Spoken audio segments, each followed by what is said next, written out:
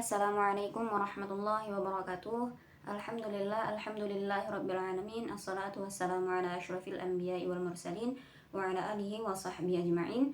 Rabbi shrah li sadri wa yassir li amri wahlul 'uqdatam min lisani yafqahu qawli.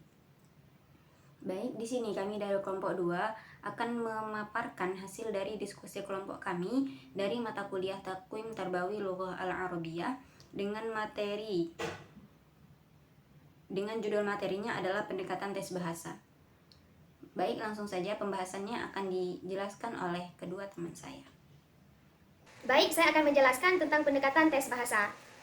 Tes bahasa dapat diklarifikasikan secara garis besar bahwasanya ada 4 pendekatan tes bahasa, yaitu yang pertama, pendekatan esai terjemahan, yang kedua, pendekatan strukturalis, yang ketiga, pendekatan integratif, dan yang keempat, pendekatan komunikatif.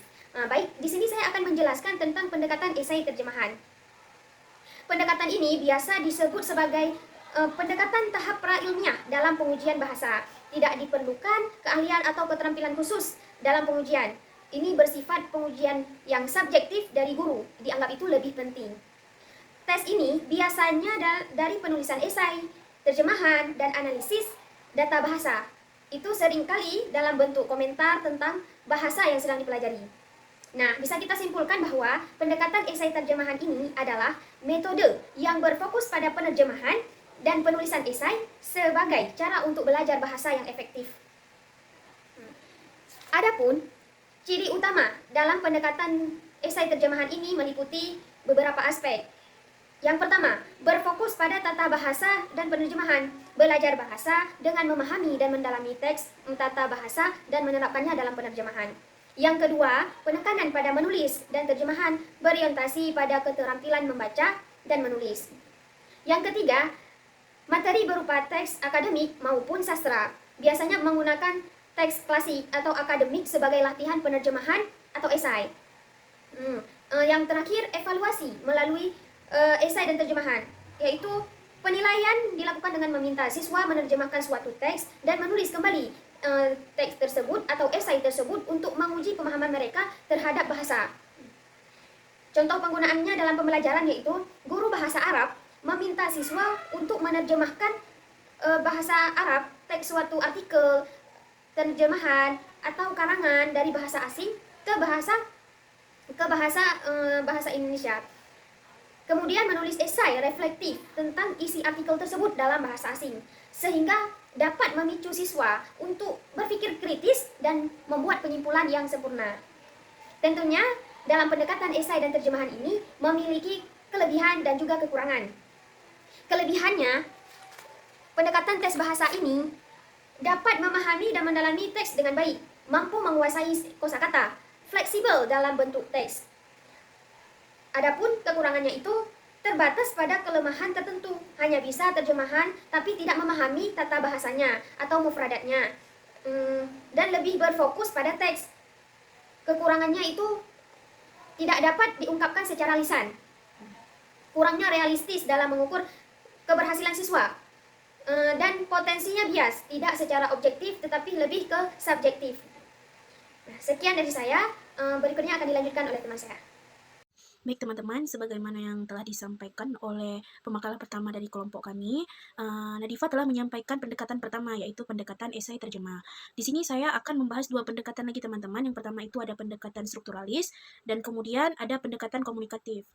Di sini kita akan membahas dulu tentang pendekatan strukturalis. Jadi pendekatan strukturalis ini berfokus pada analisis struktur bahasa dengan menekankan pada hubungan elemen-elemen dalam bahasa. Dan beberapa konsep utama dalam pendekatan strukturalis ini ada macam-macam. Yang pertama ada fonologi dan morfologi, kemudian ada semantik, kemudian ada sintaksis. Kemudian kita akan membahas nih apa saja maksud dari konsep utama dalam pendekatan strukturalis itu. Yang pertama itu ada fonologi atau biasa kita sebut dengan fonem. Nah, di sini fonem maksudnya adalah menganalisis suara. Kemudian ada morfologi. Morfologi itu atau bisa kita sebut morfem, dia itu menganalisis struktur kata. Jadi, jika fonologi itu menganalisis suara dan kemudian morfem itu menganalisis struktur kata. Kemudian pada konsep strukturalis itu ada yang namanya sintaksis. Sintaksis di sini adalah mempelajari struktur kalimat dan cara kata-kata disusun dalam sebuah kalimat. Kemudian sintaksis ini mengatur bagaimana elemen-elemen dalam kalimat seperti subjek, predikat, objek. Seperti jika di dalam bahasa Arab ada fi'il, fa'il, dan maf'ul. Jadi di dalam sintaksis ini dia menyusun bagaimana struktur kalimat itu, di mana diletakkan subjek, di mana diletakkan predikat, dan di mana diletakkan objek. Kemudian ada semantik. Semantik di sini mempelajari makna kata, frasa, dan kalimat yang ada dalam teks bahasa. Kemudian pada semantik ini kita akan mengetahui jika di dalam bahasa Arab itu muradif atau mudhad, yang dalam bahasa Indonesia itu sinonim atau antonim. Jadi di semantik ini kita akan membahas makna kata ataupun persamaan atau perbedaan dari kata. Kemudian fokus utama di dalam strukturalis ini adalah struktur dan sistem dari bahasa itu sendiri. Jadi jika kita memakai pendekatan strukturalis ini teman-teman, biasa kita bisa menggunakan tes melalui tes istima. Karena jika kita melakukan tes dengan tes istima, contohnya jika kita membuat kalimat seperti yadhabu ataupun tadhabu.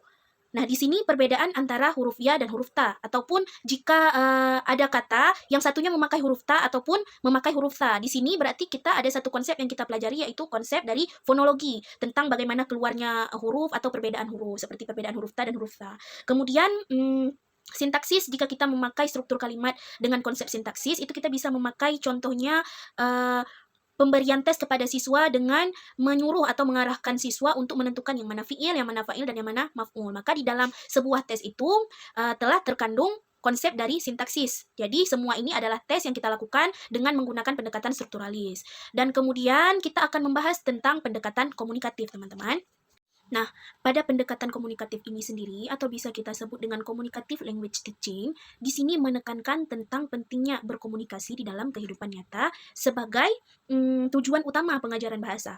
Nah, di dalam pendekatan komunikatif ini ada beberapa prinsip utama, teman-teman. Yang pertama itu sudah jelas sesuai dengan katanya komunikatif. Di sini kita fokus pada keterampilan komunikasi yang nyata. Kemudian yang kedua ada pembelajaran berbasis tugas. Yang ketiga itu pada pendekatan komunikatif, kita tidak hanya fokus pada struktur kalimat, melainkan kita juga fokus kepada makna kata. Jika tadi pada pendekatan strukturalis, semua tes yang kita buat itu mengandung fonologi ataupun suara, morfologi makna katanya, sintaksis, struktur, dan semantiknya, atau apapun berbagai macam hal itu, yang menekankan kepada struktur kalimat. Akan tetapi pada pendekatan komunikatif, kita juga fokus kepada maknanya, dan bagaimana kita melantunkannya, dan bagaimana mengucapkannya. Kemudian, yang keempat, pada prinsip komunikatif ini, kita melihat bagaimana interaksi antar siswa. Yang kelima, itu peran guru sebagai fasilitator pada pendekatan komunikatif ini. Kemudian, yang bisa kita lakukan sebagai seorang penguji atau sebagai seorang guru, metode dan teknik dalam pendekatan komunikatif ini yang pertama sudah jelas, role play, atau bisa kita sebut dengan bermain peran, menggunakan percakapan sehari-hari. Kemudian yang kedua itu ada diskusi dan debat. Dan pada tes diskusi dan debat ini sangat mempengaruhi bagaimana seseorang itu berkomunikasi dalam bahasa Arab. Yang ketiga itu ada simulasi kehidupan nyata. Kemudian ada tugas berbasis komunikasi, dan kelima itu penggunaan media autentik, seperti menggunakan video, kita mengarahkan kepada seorang siswa atau yang akan kita tes itu menggunakan media untuk berkomunikasi, dan di sini kita menggunakan komunikasi di dalam bahasa Arab.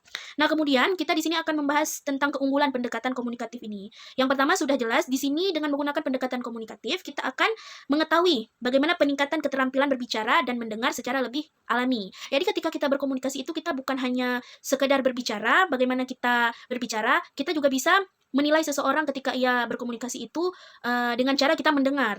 Kemudian yang kedua itu, kelebihannya mendorong siswa untuk berpikir dalam bahasa Arab, bukan hanya menerjemahkan dari bahasa ibu. Kemudian yang ketiga itu memotivasi siswa karena mereka dapat langsung menggunakan bahasa di dalam kehidupan nyata, bukan hanya sekedar untuk belajar, untuk mengetahui bagaimana kaidah-kaidah suatu bahasa, akan tetapi mereka mempraktekkan semua yang telah mereka pelajari dengan berkomunikasi. Dan biasanya dengan cara ini banyak siswa yang berhasil untuk mengetahui baik itu maknanya ataupun strukturnya atau apapun itu sesuai bahasa yang mereka pelajari.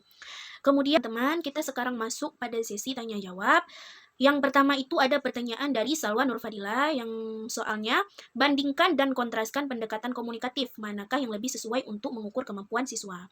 Nah, di sini kita akan membandingkan dan kontraskan pendekatan komunikatif dan pendekatan strukturalis. Kenapa? Karena pada pendekatan integratif, kita telah menggabungkan semua pendekatan seperti esai terjemah, pendekatan komunikatif, pendekatan strukturalis. Kemudian jika di esai terjemah, pendekatan esai terjemah telah jelas bahwasanya pada pendekatan esai terjemah, di sini kita meminta untuk seorang siswa menulis teks, bagaimana mereka memahami makna teks, tanpa memperdalam bagaimana strukturnya ataupun bagaimana komunikasinya, hanya saja mereka diminta untuk memahami bahasa teks. Kemudian kita akan lanjutkan.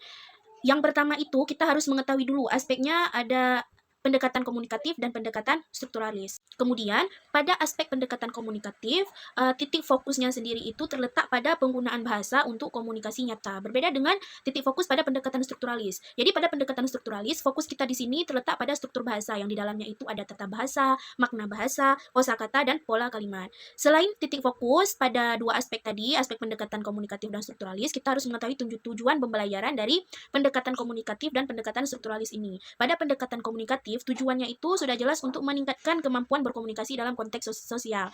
Jika pada pendekatan strukturalis, tujuan pembelajarannya itu bagaimana seorang siswa selain memahami, dia juga bisa menganalisis dan menguasai aturan tata bahasa dan struktur kalimat. Di sini di dalam bahasa Arab. Kemudian, pada perbandingan dua aspek pendekatan bahasa ini terletak pada peran guru.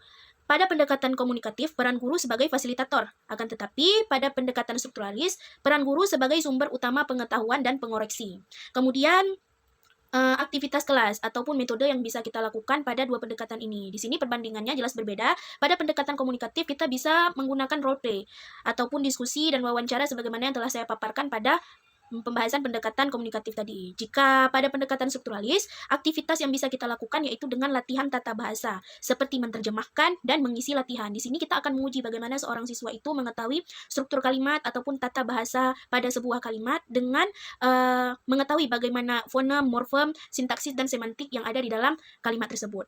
Kemudian, penilaiannya juga jelas berbeda. Pada pendekatan komunikatif ini, penilaiannya berbasis tugas. Tugas di sini jelas berbeda dengan pendekatan strukturalis. Pada pendekatan komunikatif, kita menggunakan penilaian dengan tugas percakapan, presentasi, dan proyek. Akan tetapi, pada pendekatan strukturalis, kita sering menggunakan tes tertulis, yang mana biasanya pilihan ganda, isian, esai, ataupun jika pada bahasa Inggris itu, kita sering menggunakan grammar.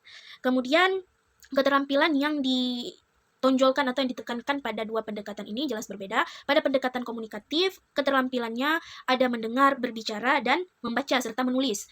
Pada pendekatan strukturalis, di sini lebih dominan kepada membaca dan menulis. Dan lebih dominannya lagi bagaimana ia menulis dan membedakan serta mengetahui bagaimana struktur-struktur kata yang ada pada kalimat bahasa Arab.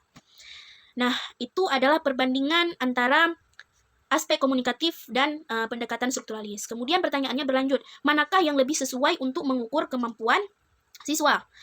Untuk mengukur kemampuan siswa itu, kita harus tahu dulu nih, yang mana dulu yang kita ukur, apa melalui pendekatan komunikatif atau melalui pendekatan strukturalis. Jika pendekatan strukturalis, kita harus mengetahui dulu kemampuan berkomunikasi siswa secara efektif.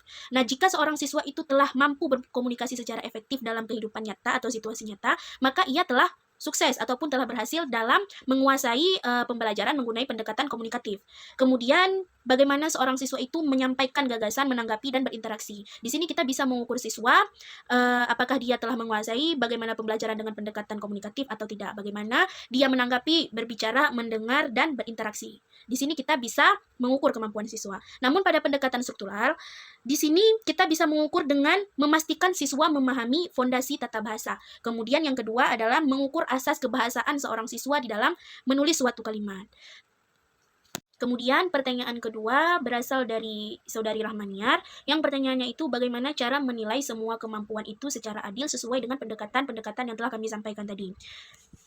Sama seperti pertanyaan pertama, kita harus mengetahui dulu penilaian yang akan kita lakukan berfokus pada pendekatan mana. Jika pada pendekatan komunikatif, kita biasa memberikan tugas itu seperti dialog, presentasi, dan diskusi, maka penilaiannya itu bisa kita lakukan dengan performance based atau nilai kita lakukan berdasarkan kelancaran, ketepatan, relevansi konteks, dan bukan hanya grammar. Kemudian jika kita melakukan penilaian itu dengan pendekatan strukturalis, kita bisa menilai dengan skor ketepatannya. Misal kita berikan tes tertulis kepada anak untuk sang anak mengetahui kaidah-kaidahnya itu. Kita akan menilainya dengan bagaimana tepatnya seorang anak itu menyelesaikan tes itu, baik itu tes tertulisnya secara lisan atau tulisan. Yang jelas soalnya itu tentang struktur dan soal kaidah. Jadi untuk menilai seorang anak di sini, kita harus mengetahui ketepatannya dalam memahami kaidah. Kemudian pada pendekatan integratif, di sini adalah gabungan keterampilan antara membaca, berbicara, menulis, mendengar, dan lainnya secara bersamaan. Artinya, cara adil kita sebagai seorang penguji ataupun seorang guru, kita harus mengetahui dulu nih bagaimana seorang siswa itu keterampilannya apakah sudah seimbang atau belum, bagaimana keterampilan mendengarnya, keterampilan membacanya, bagaimana keterampilan menyimaknya, berbicara secara bersamaan ini.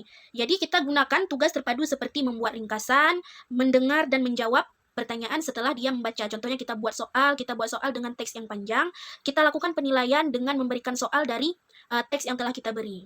Di situ kita akan mengetahui bagaimana keterampilan gabungan sang anak, yaitu seperti membaca, menyimak, dan yang lainnya yang seperti saya sebutkan tadi. Di sini kita menggunakan pendekatan integratif. Kemudian pada pendekatan esai dan terjemah, kita bisa menilai anak itu secara adil dengan menghindari menilai hanya dari kata per kata. Karena pada esai terjemah kita memerintahkan seorang anak itu untuk membuat teks panjang. Jadi di sini kita tidak boleh menekankan pada contohnya pada pendekatan strukturalis. Jadi kita hanya menekankan pada kebenarannya ketika menulis kaidah ataupun kebenarannya dalam menggunakan kosakata. Akan tetapi bagaimana dia melakukan menyelesaikan tulisan itu, apakah sudah lengkap maknanya ataupun gaya bahasanya sudah benar, dan jika sudah benar berarti dia telah sukses ataupun telah berhasil melakukan menyelesaikan tugas dengan pendekatan esai terjemah. Berbeda dengan pendekatan integratif tadi, itu lebih menyeluruh, berbeda dengan pendekatan esai terjemah. Jadi intinya pada penilaian seorang penguji ataupun seorang pengetes atau seorang guru itu ketika menilai seorang siswa itu, kita harus tahu dulu titik fokus yang akan kita nilai ini pada pendekatan apa atau pada kemampuan anak yang mana. Karena pada dasarnya seorang anak itu pasti memiliki kelebihan yang berbeda-beda. Jadi hanya ini dari saya, dilanjutkan oleh teman saya. Terima kasih. Baik, mungkin cukup sekian materi yang dapat kami paparkan.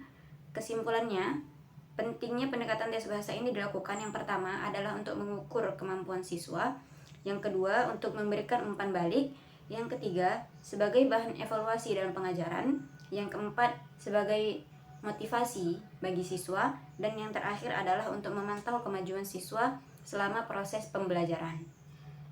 Mungkin itu saja yang dapat kelompok kami sampaikan. Mohon maaf atas segala kekurangan. Wabillahi taufiq wal hidayah. Wassalamualaikum warahmatullahi wabarakatuh.